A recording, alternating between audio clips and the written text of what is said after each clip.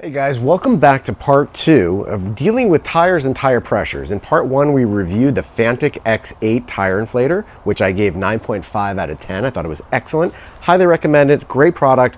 Great job of doing. Very clean, very efficient. But we're going to talk about tire pressures, what they can be, what they should be, and where they're going to fit best for you based on where you live, where you drive, how you drive, and which tires you have on your C8 Corvette.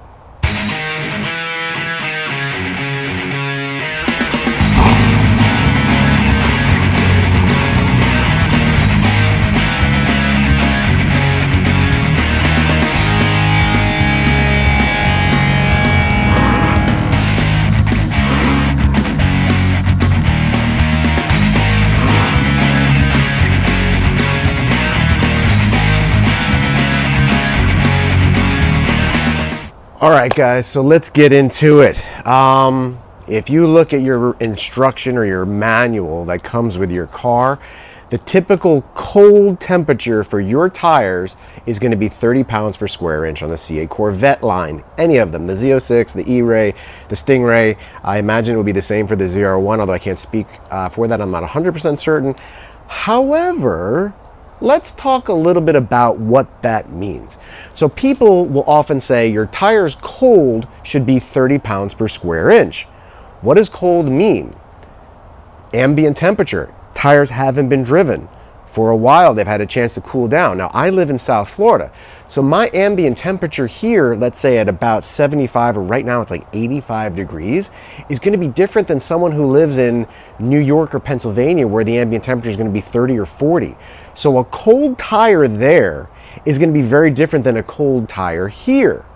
Because of that, you have to take into account that when tires heat up from friction, from moving, from going, your tires are going to expand in pressure anywhere between 3 to 4, sometimes up to 10 pounds per square inch, depending on your usage.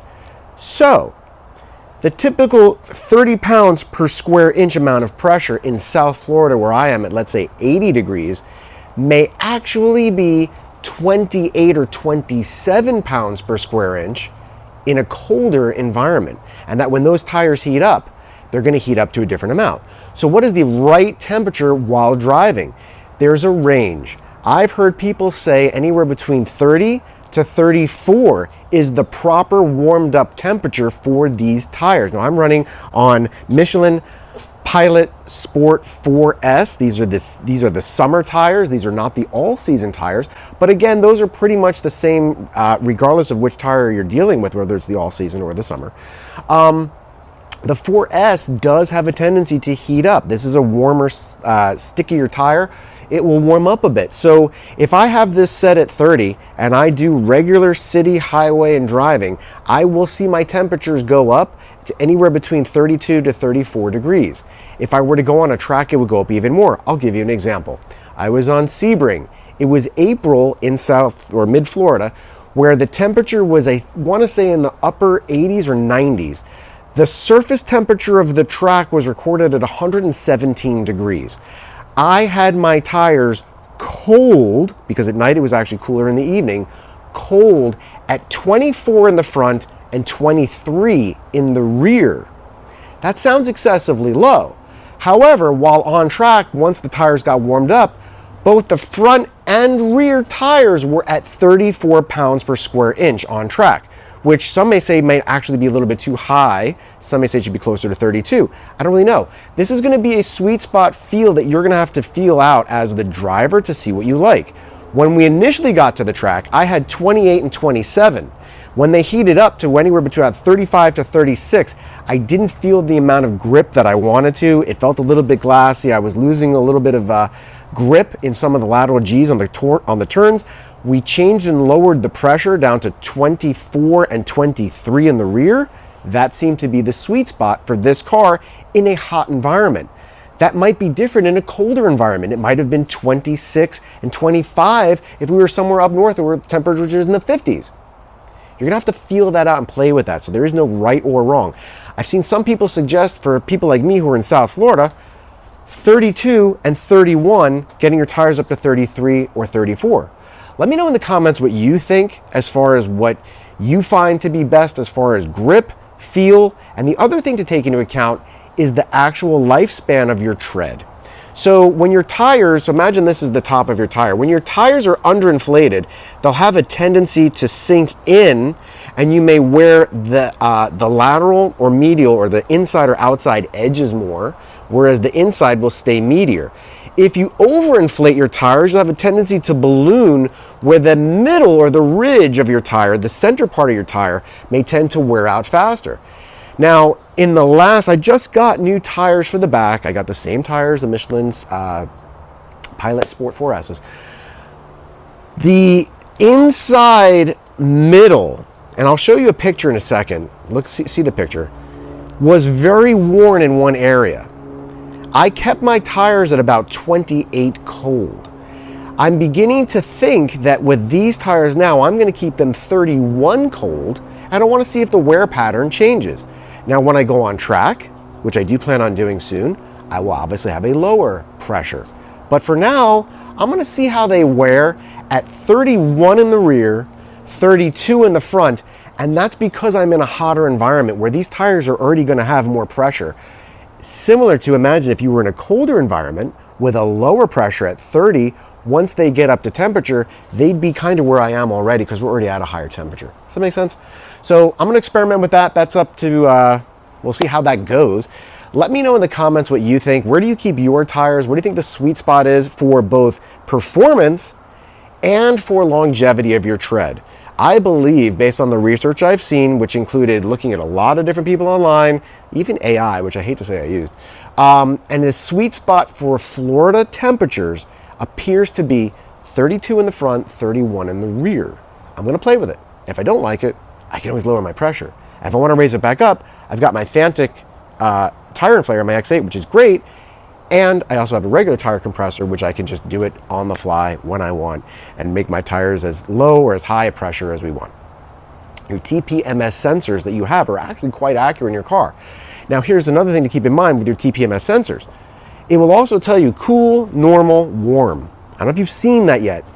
When I was on track, they were warm. I'm not telling you, man, and it shows you, it's like orange. When they're normal, they're green, and when they're cool, it says blue, cool. It's very rare in South Florida that my tires are ever cool. They are normal or warm, usually in the normal range, which is why I think 31 to 32, 32 in the front, 31 in the rear, might be a great PSI for these tires. Let me know what you think. This is a debatable topic, and a lot of it will vary based on where you are. So I know some of you may get in my comments and say, oh, you're an idiot, just follow the instructions, 30 PSI, but there's variance to that based on locale. They've had to average that for people who live in colder environments and people that live in warmer environments. What is the middle ground? What works best for where you live? And let me know what you think. And one more thing that I want to talk about as far as the longevity of your tread is the rotation of tires. Typically on a normal car that isn't staggered in dimensions, you would rotate your tires by bringing the back two up to the front and bringing the front ones back. I made another video on that regarding my Lexus as far as that goes. But in a C8 Corvette, typically you're gonna have a larger tire in the back and a smaller one in the front. On the Stingray, it's 20 in the back, 19 in the front. On the Z06, it's 21 in the back, 20 in the front. So since you can't rotate that, what you can do is you can switch sides. According to Michelin, these tires are not one or unidirectional, they're bidirectional.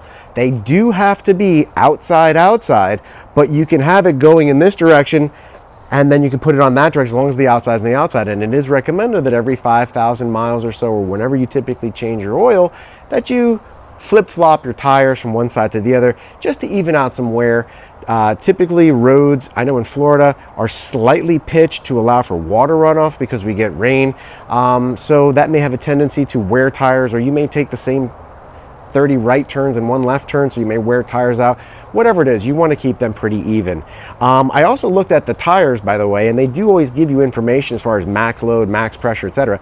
The tire pressure on these Pilot Sport 4S's, the max pressure is 51 pounds per square inch. Now, I don't recommend anybody use that much pressure, but there's a lot of room in there for tires to heat up. So that's their max pressure. But again, like I said, I would still keep it closer to the pressures that we talked about. Your spec manual says 30 cold. If you're planning to launch your car, and this is something that I noticed, that if I lower my pressure down cold to about 27 or 28, I get more grip. So if you want to have a better launch time, my most successful launch time in this car was 2.6. Okay, this is a Stingray, this is Z51, this is not a Z06, it's not an E-Ray. 2.6 seconds according to the internal clock, which I know if those of you with draggies will say, that's bad, whatever. Consistency's sake, I got it down to 2.6. The weather was ambiently cool, it was about 60 something degrees, tires were at about 26 or 27, and this thing launched like a mofo, okay? So if you're planning on launching a lot, you may want to deflate them a bit. You'll get a little bit more grip, a little more bite on those tires. That's my information about that. Pop quiz, hotshot. Why would the front tires be a little bit higher in pressure than the rear tires? Comment below if you know why.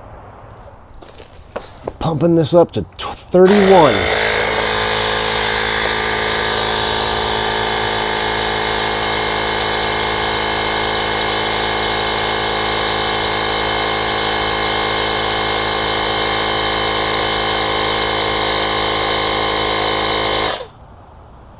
That's how long it took for 1 pound.